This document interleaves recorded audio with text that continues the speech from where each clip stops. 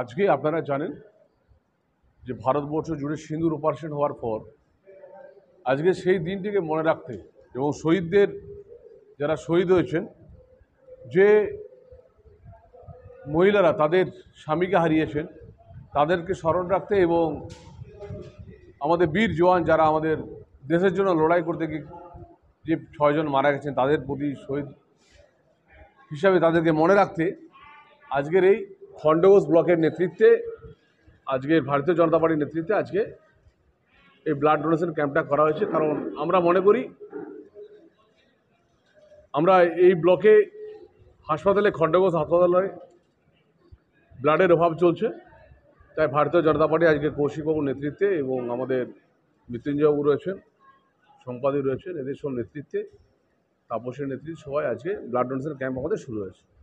আমরা আজকে 60 থেকে 70 জন ব্লাড আজকে দেবেন। আমার সাথে যারা 2 জন জওয়ান থাকেন তারাও আজকে নিজেরা ব্লাড দিচ্ছেন। এটা আমাদের কাছে একটা বড় পাওয়া।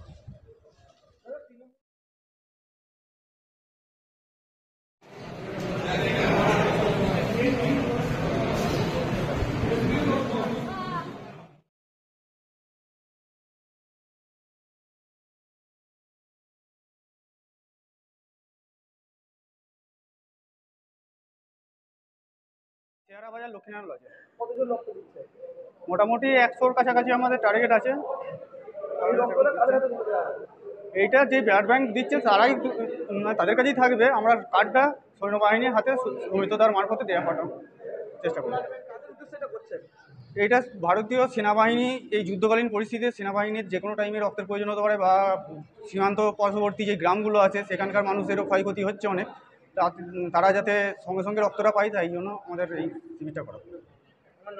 আমার নাম কৌশিক দাস, আমি 5 নম্বর মণ্ডলের সভাপতি।